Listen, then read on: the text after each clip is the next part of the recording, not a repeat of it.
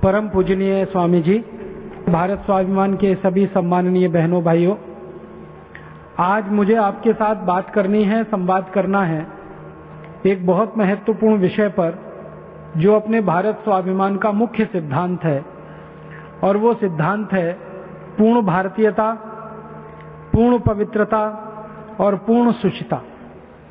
ये हमारे 3 मूल सिद्धांत हैं। मैं इसमें पहले बात करूंगा पूर्ण भारतीयता। इसका अर्थ क्या है? पूर्ण भारतीयता का सीधा सा सरल अर्थ है कि आप अपने जीवन में जो भी काम करें वो सारे काम ऐसे हों जिससे भारत देश को लाभ हो, अपने देश को हानि हो, अपने देश को नुकसान हो, ऐसा कोई काम आप अपने जीवन में कभी भी ना करें। ये मोटी सी सीधी सी सरल बात है।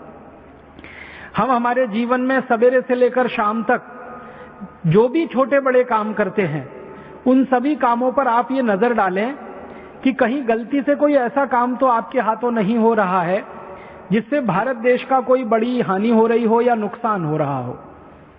ये सीधा सा मतलब है पूर्ण भारतीयता का। माने भारत, भारतीयता, संस्कृति, सभ्यता, परंपरा जो कुछ हमारी हैं, इनका बढ़ावा करने के लिए, इनको आगे बढ़ाने के लिए ही हमें अपने जीवन में काम करना है। इसमें शुरुआत कहां से होगी?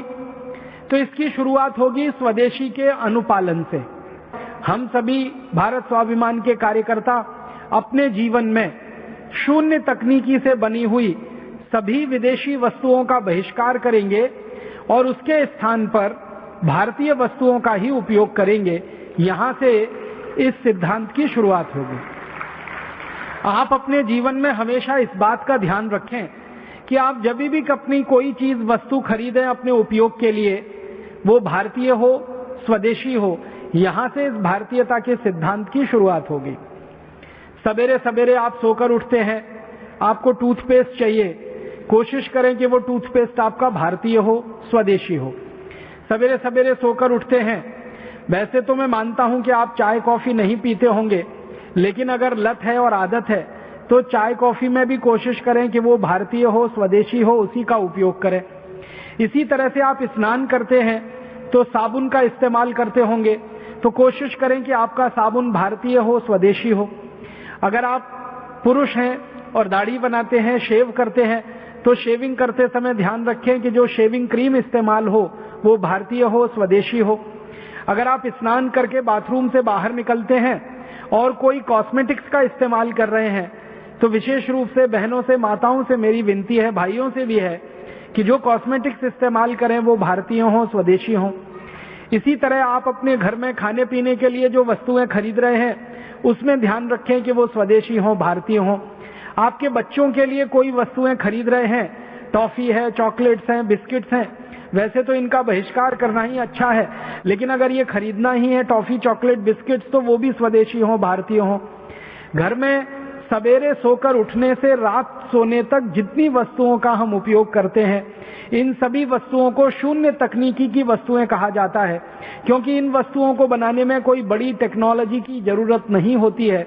ये साधारण तकनीकी से बनने वाली वस्तुएं हैं, जैसे साबुन है, दंत मंजन है, टूथपेस्ट है, टूथ पाउडर है, टेल्कम पाउडर है, वेनिशिंग क्रीम है, वॉशिंग पाउडर है, डिटर्जेंट पाउडर है, क्लीनिंग पाउडर है। ये सब चीजें जो हमारे घरों में रोज इस्तेमाल होती हैं, ये सब बहुत आसानी से बनती हैं। इनको बनाने में कोई बड़े मशीन की जरूरत नहीं होती है, तो लिहाजा हम इनका जब उपयोग करें और बाजार से इन्हें खरीदें तो ध्यान रखें कि ये भारतीय हों, स्वदेशी हों, भारतीय कंपनियों की बनी हुई हों, स्वदेशी कंपनियों की बनी हुई हों, तभी इन चीजों को खरीदें और इनका उपयोग करें। आप पूछेंगे जी क्यों, ऐसा क्यों करना है हमको? तो उसके पीछे एक गंभीर कारण है। हमारा भारत देश इस समय एक बहुत बड़े आर्थिक समस्या में फंसा हुआ है, और उस आर्थिक समस्या का समाधान करने के लिए हमें ये करना है। हमारे देश की एक बहुत बड़ी आर्थिक समस्या है जो आजादी के पिछले 63 वर्षों में पैदा हुई है। वो समस्या ये है कि भारत में 15 अगस्त 1947 को जब आजादी आई थी, तो आप सभी को मालूम है एक विदेशी ईस्ट इंडिया कंपनी को हमने भारत से भगाया था, तब हमें आजादी मिली थी। और उस विदेशी ईस्ट इंडिया कंपनी के खिलाफ हमारे भारत के नागरिकों ने लगातार 1757 से 1947 तक संघर्ष किया था। पश्चिमी बंगाल की राजधानी कोलकाता है, कोलकाता के पास एक छोटा सा स्थान है, बहुत छोटा सा स्थान है। 1757 में वहां एक क्रांति शुरू हुई थी। उस स्थान का नाम है प्लासी। आप कभी कोलकाता जाएं तो देख आइए, बहुत छोटा सा गांव है प्लासी। इस प्लासी के मैदान में 1757 में एक क्रांति की शुरुआत हुई थी अंग्रेजों के खिलाफ, और ये क्रांति 1857 तक, फिर 1947 तक लगातार चलती रही थी। 1757 में अंग्रेजों के खिलाफ क्रांति की शुरुआत जिस व्यक्ति ने की थी वो सिराजुद्दौला नाम का एक व्यक्ति था, जो बंगाल का उस समय राजा हुआ करता था। उसने सबसे पहले अंग्रेजी ईस्ट इंडिया कंपनी के खिलाफ युद्ध शुरू किया था, और इस युद्ध में दुर्भाग्य से उसकी पराजय हो गई थी। पराजय होने का कारण ये था कि सिराजुद्दौला का जो सेनापति था मीर जाफर, वो पैसे में बिक गया था और उसने भ्रष्टाचार कर लिया था। मीर जाफर सिराजुद्दौला का सेनापति था। अंग्रेजों की तरफ से एक सेनापति आया था युद्ध लड़ने के लिए, उसका नाम था रॉबर्ट क्लाइव। रॉबर्ट क्लाइव जब प्लासी का युद्ध लड़ने आया था तो उसके पास मात्र 350 सैनिक थे, और सिराजुद्दौला जो भारत की तरफ से अंग्रेजों से लड़ रहा था उसके पास 18,000 सैनिक थे।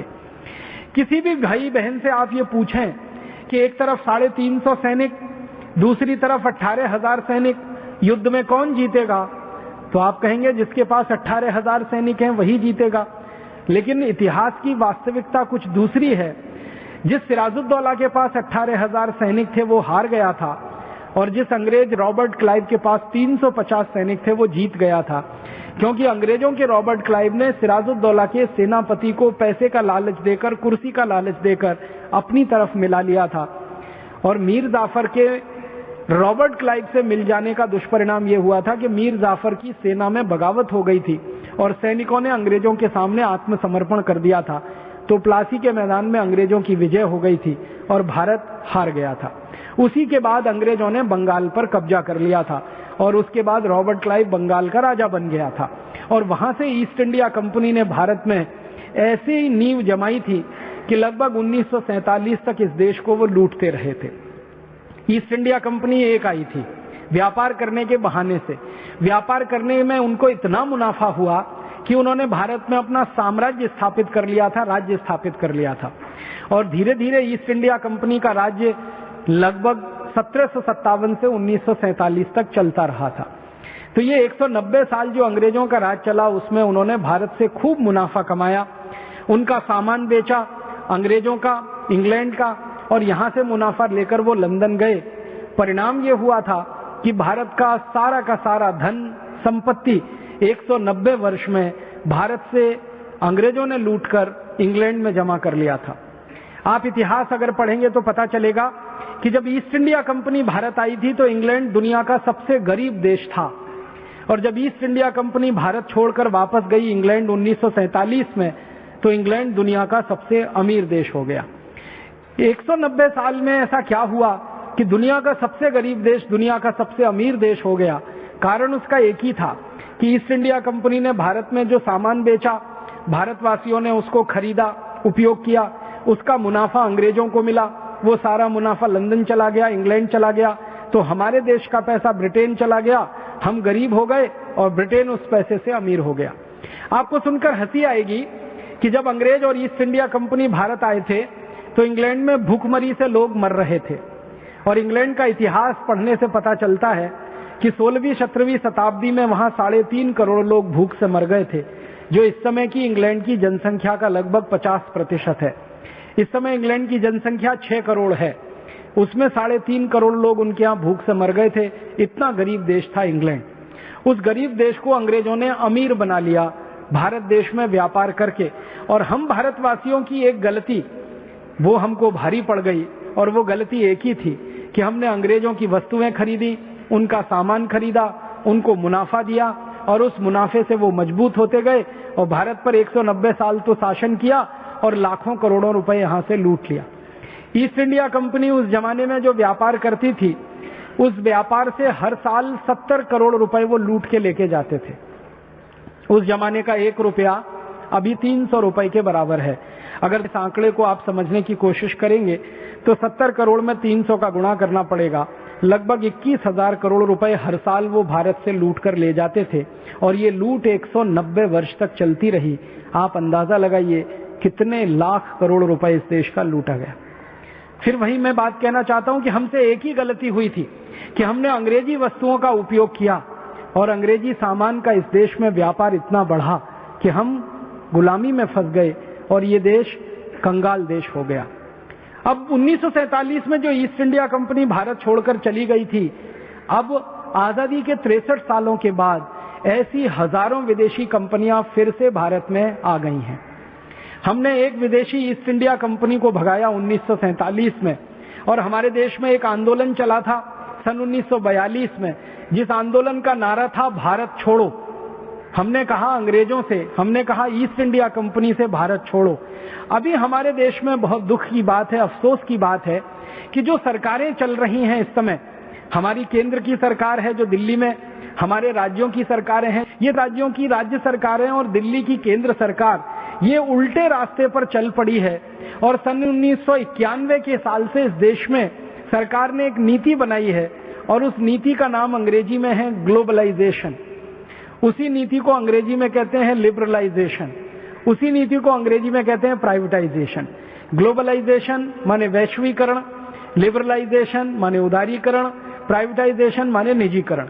इस नीति के आधार पर क्या हो रहा है, भारत के सारे दरवाजे खोल दिए गए हैं और हजारों विदेशी कंपनियों को भारत में बुलाया जा रहा है।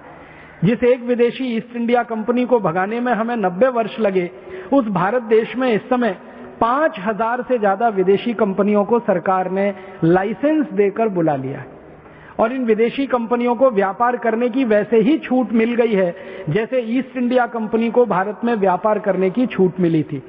ईस्ट इंडिया कंपनी के जमाने में इस देश का राजा था, उसका नाम था जहांगीर। अगर आप मुगल साम्राज्य का थोड़ा अध्ययन करेंगे तो मुगल राजाओं में एक राजा हुआ करता था जहांगीर। जब ईस्ट इंडिया कंपनी इस देश में आई थी तो जहांगीर ने ईस्ट इंडिया कंपनी को व्यापार करने का लाइसेंस दिया था और मरते समय जहांगीर ने ये बात कही थी कि मेरे जीवन की सबसे बड़ी भूल जो मैंने की वो ये कि अंग्रेजी ईस्ट इंडिया कंपनी को भारत में व्यापार करने का लाइसेंस दिया और मेरी इस गलती की सजा भारत की आने वाली पीढ़ियों को भुगतनी पड़ेगी। और वो ये कह के मर गया था और उसने इस देश को गुलाम बनाने के रास्ते पर डाल दिया था। मुझे बहुत दुख से ये कहना पड़ रहा है कि जो गलती 17वीं शताब्दी में कभी जहांगीर ने की थी ईस्ट इंडिया कंपनी को भारत में बुलाने की, वही गलती आज हमारे देश के प्रधानमंत्री, हमारे राज्यों के मुख्यमंत्री कर रहे हैं। हजारों हजारों विदेशी कंपनियों को भारत में बुला रहे हैं। आप अगर नियमित रूप से समाचार पत्र पढ़ते हो, टेलीविजन पे न्यूज देखते हो, तो आपको एक न्यूज अक्सर दिखाई देती होगी कि आज इस राज्य के मुख्यमंत्री ने इतनी विदेशी कंपनियों से समझौता किया या आज भारत के प्रधानमंत्रियों ने इतनी विदेशी कंपनियों को व्यापार करने का लाइसेंस दिया। किसी दिन वो आंकड़ा होता है कि 50 विदेशी कंपनियों को लाइसेंस मिला, किसी दिन 100 होता है, किसी दिन 150 होता है। हर दिन सैकड़ों सैकड़ों विदेशी कंपनियों को भारत सरकार के द्वारा, राज्य सरकारों के द्वारा लाइसेंस दिए जा रहे हैं और देश को धीरे धीरे फिर गुलामी के रास्ते पर धकेलने की कोशिश हो रही है। जिन विदेशी कंपनियों को हमारे देश की सरकारों ने व्यापार करने के लाइसेंस दिए हैं, उनके कुछ नाम मैं आपको सुनाता हूं। एक विदेशी कंपनी है जो अमेरिका से आई है, जिसको भारत सरकार ने लाइसेंस दिया है व्यापार करने का, उसका नाम है पेप्सी कोला। दूसरी अमेरिका की कंपनी है, उसका नाम है कोका कोला। तीसरी अमेरिका की कंपनी है, उसका नाम है कॉलगेट पामोलिव। चौथी अमेरिका की कंपनी है, उसका नाम है प्रॉक्टर एंड गैम्बल। पांचवी अमेरिका की कंपनी, उसका नाम है Johnson and Johnson. Chhathi America की कंपनी, उसका नाम है पार्क डेविस। सातवीं अमेरिका की कंपनी है, उसका नाम है फाइजर। आठवीं अमेरिका की कंपनी, उसका नाम है एली लिली। और मैं आपको ये नाम गिनाता जाऊं, ये 5,000 हैं। अगर नाम ही गिनाऊंगा तो 2-3 घंटे उसमें निकल जाएंगे। Pepsi Cola, Coca Cola, Colgate Palmolive, Procter and Gamble, Reckitt and Colman, Johnson and Johnson, Ciba Geigy, Sandoz, फेक्स, फाइजर, इन सारी की सारी विदेशी कंपनियों को सरकार ने व्यापार करने के लाइसेंस दे दिए हैं। अब इन कंपनियों ने भारत में आके व्यापार करना शुरू किया है और इन कंपनियों ने व्यापार करने के लिए कुछ कुछ स्थानों पर अपनी फैक्ट्रियां लगाई हैं। वहां पर ये वस्तुएं कुछ बनाते हैं, उन वस्तुओं को भारत के बाजार में बेचते हैं। अब समस्या क्या आती है कि इन विदेशी कंपनियों की वस्तुएं भारत में आसानी से नहीं बिक पाती हैं, तो ये विदेशी कंपनियां अपनी वस्तुओं का टेलीविजन पे विज्ञापन करती हैं और अंधाधुंध विज्ञापन करती हैं, धुआंधार विज्ञापन करती हैं। कभी कभी तो ऐसा लगता है कि टेलीविजन सिर्फ विज्ञापन के लिए चलता है, विज्ञापन दिखाते दिखाते समय बच जाए तो उसमें वो न्यूज दिखाते हैं, विज्ञापन दिखाते दिखाते टाइम बचे तो उसमें सीरियल दिखा देते हैं। अगर आप न्यूज भी देखने के लिए बैठे किसी भी टीवी चैनल पर तो 2 मिनट न्यूज आती है, 3 मिनट विज्ञापन आता है, फिर 2 मिनट न्यूज आती है, फिर 3 मिनट विज्ञापन आता है, फिर 2 मिनट न्यूज आती है, फिर 3 मिनट विज्ञापन आता है। न्यूज विज्ञापन, न्यूज विज्ञापन, न्यूज विज्ञापन, न्यूज विज्ञापन, ऐसे ही पूरा दिन गुजर जाता है। थोड़ी देर के बाद होता क्या है कि न्यूज भूल जाती है, विज्ञापन याद हो जाता है। आप बोलेंगे क्यों होता है ऐसा? कारण उसका बिल्कुल सीधा सा ये है कि न्यूज हर समय बदलती रहती है, विज्ञापन सालों साल एक जैसा ही चलता है। और हमने घरों में देखा है अगर ध्यान से, तो हमसे ज्यादा विज्ञापन हमारे बच्चों को याद होते हैं। मैं कई बार स्कूलों में जाता हूं छोटे छोटे बच्चों के पास, उनके साथ संवाद करने के लिए, तो प्राइमरी स्तर के बच्चे, 5वीं कक्षा तक के बच्चे विज्ञापनों को खूब अच्छे से याद करते हैं, जानते हैं, समझते हैं और अपने माता पिता को मजबूर करते हैं यही चीज लाना जो विज्ञापन में देखा उन्होंने। अक्सर बच्चों से मैं पूछता हूं, तुम टीवी देखते हो? हां देखते हैं। क्या देखते हो? विज्ञापन देखते हैं। मैंने कई बार देखा है छोटे छोटे बच्चे जो मुंह से बोल नहीं सकते, इतने छोटे हैं, विज्ञापन जब टीवी पे आता तो एकदम रैप्ट अटेंशन में उसको सुनते हैं और देखते हैं। अब बचपन से जो बच्चे बोलना नहीं सीखे, उसके पहले विज्ञापन सुन रहे हैं, देख रहे हैं, सुन रहे हैं, देख रहे हैं, तो याद हो गया तो फिर वही वस्तु वो खरीद कर लाते हैं। और दुर्भाग्य से वो वस्तु विदेशी कंपनी की होती है, तो हमारे देश का पैसा हम किसी विदेशी कंपनी को दे आते हैं। जो गलती हमारे पूर्वजों ने की थी कि अपने देश का पैसा ईस्ट इंडिया कंपनी को दिया था, वही गलती कमोबेश हम कर रहे हैं। हमारे घर का पैसा हम विदेशी कंपनियों को दे रहे हैं। कैसे देते हैं ये पैसा? 1-2 उदाहरण से समझाता हूं।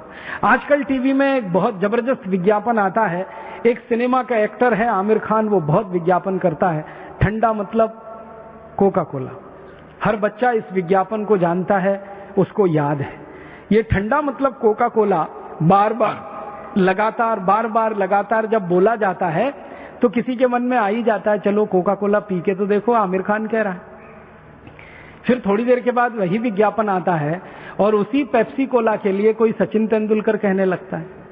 फिर वही विज्ञापन आता है और राहुल द्रविड़ कहने लगता है। फिर वही विज्ञापन आता है, कोई और सिनेमा का एक्टर संजय दत्त, आमिर खान, शाहरुख खान कहने लगता है, करिश्मा कपूर, करीना कपूर कहने लगती है। माने ये सारे सिनेमा में काम करने वाले एक्टर, एक्ट्रेसेस और क्रिकेट खेलने वाले खिलाड़ी, ये सबसे ज्यादा विज्ञापन अगर करते हैं तो पेप्सी और कोका कोला का। ये दोनों ही अमेरिकन कंपनियां हैं। अब भारत के जो बच्चे या नौजवान या बुजुर्ग क्रिकेट के दीवाने हैं, वो राहुल द्रविड़ और तेंदुलकर को देखकर पेप्सी और कोका कोला पीते हैं। और जो सिनेमा के दीवाने हैं, वो आमिर खान, शाहरुख खान और करिश्मा कपूर और ऐश्वर्या रॉय को देखकर पेप्सी कोक पीते हैं। माने बचता कोई नहीं है, या तो क्रिकेट के दीवाने हैं लोग या सिनेमा के दीवाने हैं। भारत में आधे लोग क्रिकेट, आधे लोग सिनेमा, झक मार के पेप्सी और कोका कोला में चले ही जाते हैं। हम जब ये विज्ञापन देखकर पेप्सी कोला पीते हैं तो बाजार से एक बोतल हम 10 रुपए की खरीदते हैं, कभी कभी वो 12 रुपए की आती है। पेप्सी कोला और कोका कोला कंपनियों की बैलेंस शीट में से जब मैंने अध्ययन किया तो पता चला कि जो बोतल बाजार से हम 12 रुपए की खरीदते हैं, कभी कभी 5 स्टार होटल में तो वो 25 रुपए की मिलती है। अगर आप हवाई जहाज से यात्रा करते हो तो वही बोतल हवाई जहाज में 30-35 रुपए की, 40 रुपए की मिलती है। वो जो बोतल हम 30-40 रुपए से लेकर 10-12 रुपए के बीच में खरीदते हैं, वो बोतल पेप्सी कोला की फैक्ट्री में मात्र 70 पैसे में बनती है। 70 पैसे में बनती है। अब आप जरा हिसाब जोड़िए, 70 पैसे की बोतल अगर आपने 12 रुपए में खरीदी तो विदेशी कंपनी को 11 रुपए 30 पैसे मुनाफा आपने दे दिया। वो कंपनी उसमें से 1 रुपए भारत सरकार को टैक्स देती है, 30 पैसे वो विज्ञापन देने पे खर्च करती है। कंपनी का कुल 2 रुपए खर्च होता है। बेचने वाले दुकानदार को और 50 पैसे वो देते हैं, तो 2.5 रुपए खर्च होता है। माने 12 रुपए की बोतल को 2.5 रुपए खर्च करके अगर कंपनी ने आपको बेच दिया तो हर एक बोतल पर 9 रुपए 50 पैसे नेट प्रॉफिट उस कंपनी को मिल जाता है।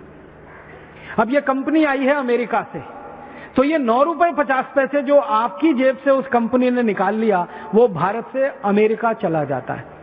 इसका अर्थ क्या हुआ? आपने एक बोतल कोका कोला पिया, 9 रुपए 50 पैसे भारत माता का अमेरिका देश को दिया। आपने एक बोतल कोका कोला या पेप्सी कोला पिया, भारत देश का 9 रुपए 50 पैसे अमेरिका गया।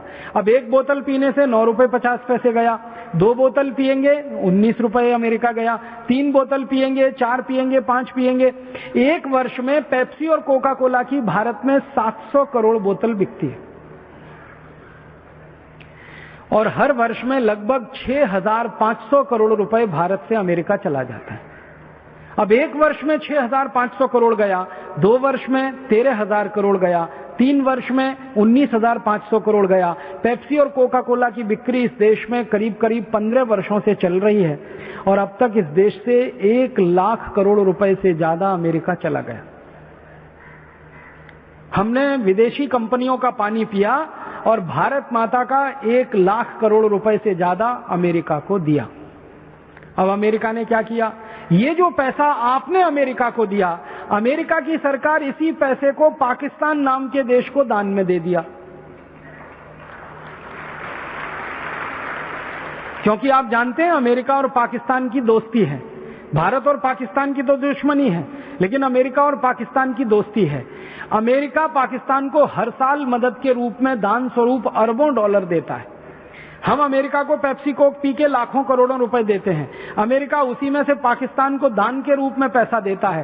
पाकिस्तान सरकार वही पैसा आतंकवादियों को दान में देती है। आतंकवादी उसी पैसे से बम बनाते हैं और उस बम को लाकर भारत देश में ब्लास्ट करते हैं। हम पेप्सी पीते हैं और भारत माता की जय बोलते हैं। दुर्भाग्य से हम सब भारत माता की पराजय के काम में लगे हुए हैं। मुझे बहुत दुख है, अफसोस है ये कहते हुए कि जो भी भारतवासी पेप्सी और कोक पी रहा है वो भारत माता का सबसे बड़ा दुश्मन है और देश का उतना ही बड़ा गद्दार है जैसे कभी मीर जाफर हुआ करता था 17वीं शताब्दी। और मुझे इससे भी बड़ा दुख है कि जो पेप्सी कोक पी रहे हैं वो कोई साधारण लोग नहीं है। वो सब पढ़े लिखे अच्छे खासे engineer, doctor, chartered accountant, manager, professor, scientist, यही लोग पेप्सी कोक पी रहे हैं। भारत के गांव के किसान को आज तक मैंने पेप्सी पीते नहीं देखा, क्योंकि वो पढ़ा लिखा नहीं है, इसलिए बहुत इंटेलिजेंट है और होशियार है। मुझे कई बार ऐसा लगता है कि जो जितना ज्यादा पढ़ गया, मूर्खता में वो उतना ही ऊंचा चढ़ गया। Engineer, doctor, chartered accountant, manager, professor, scientist जैसे लोगों को मैं बार बार कहता हूं, भाई ये पेप्सी कोला क्यों पीते हो, क्या जरूरत है? तुमसे अच्छा तो गांव का किसान है, मजदूर है, जो गन्ने का रस पीता है, संतरे का रस पीता है, मौसमी का रस पीता है, नारियल की पानी पीता है, दही की लस्सी पीता है, गाय का दूध पीता है, कुछ नहीं मिलता तो घड़े का सादा पानी पी के अपने संतोष कर लेता है। बिना पढ़ा लिखा मजदूर और किसान इस देश के साथ इतनी देशभक्ति करता है कि देश का एक पैसा भी विदेशी कंपनी को नहीं देता, और पढ़ा लिखा इडियट क्लास का आदमी इस देश का विदेशी कंपनियों को पैसा देता है और कहता है भारत माता की जय। मैं उनसे पूछता हूं, भाई क्यों पीते हो पेप्सी कोक? कुछ मजा आता है? कहते नहीं मजा नहीं आता, फिर भी पीते। ज्यादातर पढ़े लिखे लोगों को मैंने पूछा पेप्सी कोक पीने से क्या होता है, कहते नाक में जलन होती है, गले में जलन होती है, खट्टी खट्टी डकारें आती हैं, आंख में से आंसू निकल आते हैं, फिर भी मूर्खों के मूर्ख गटागट पीते ही रहते हैं, पीते ही रहते हैं, पीते ही रहते हैं।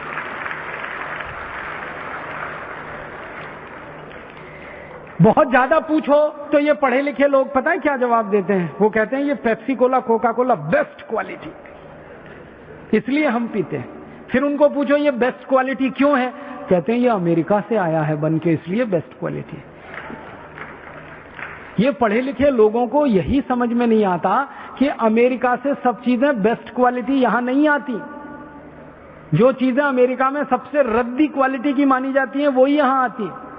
कोई भी देश दुनिया में बेस्ट क्वालिटी किसी दूसरे को नहीं देता खाने पीने को।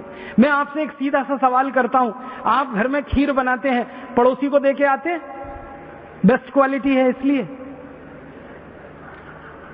आप घर में अच्छी से अच्छी खीर बनाते हैं, खुद खाते हैं, पेट भर के खाते हैं, और कुछ थोड़ी बच गई फेंकने के लिए तो पड़ोसी को देके आते हैं। ऐसे ही अमेरिका करता है।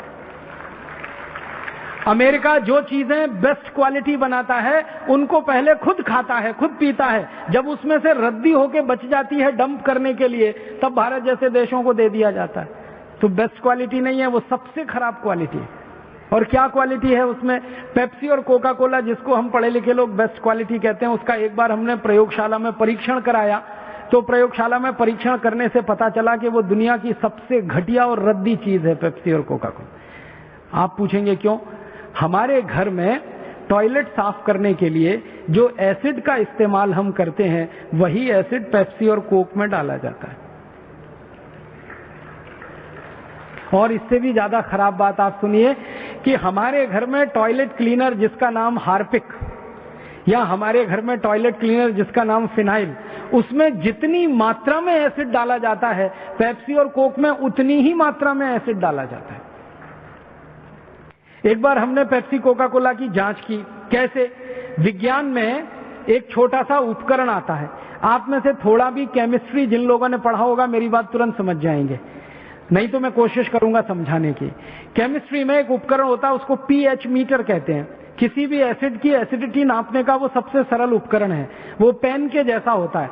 और डिजिटल पीएच मीटर आजकल ऐसा आता है, उसके बीच में एक मॉनिटर लगा रहता है। उसको जैसे ही आप किसी एसिड में डालो, वो तुरंत बता देता है कि इसमें एसिड की मात्रा कितनी है। अब एसिड की मात्रा पता कैसे होती है? पानी में उसको डालोगे आप पीएच मीटर को, तो उसकी रीडिंग आती है 7 पीएच माने नॉर्मल होता है। फिर उस पानी में एसिड मिला दो, फिर पीएच मीटर को डालो तो रीडिंग आएगी 6, तो एसिड बढ़ गया। और ज्यादा 5 आ गई रीडिंग तो एसिड और ज्यादा बढ़ गया। 4 आ गई तो भयंकर एसिड हो गया। 3 आ गई तो कंसंट्रेटेड एसिड हो गया। 2.5 के आसपास आ जाए तो सबसे खराब एसिड हो गया। जब मैंने पहली बार पेप्सी कोला में पीएच मीटर डाला और उसको नापा, तो उसका वैल्यू आया, उसका कीमत माने उसकी रीडिंग आई 2.4। हाईली एसिडिक, बहुत ज्यादा एसिडिक। फिर मैंने एक दिन क्या किया कि मेरे घर में जो हार्पिक है और फिनाइल है जिससे हम टॉयलेट साफ करते हैं, उसमें पीएच मीटर डाला तो उसका भी रीडिंग आया 2.4। मतलब पेप्सी कोक की क्वालिटी हार्पिक की क्वालिटी के बराबर है, माने दोनों एक ही क्वालिटी के प्रोडक्ट हैं। तब मैंने एक दिन सोचा कि हार्पिक से अगर टॉयलेट साफ हो सकता है तो पेप्सी से भी होना चाहिए, क्योंकि दोनों का पीएच वैल्यू एक ही है।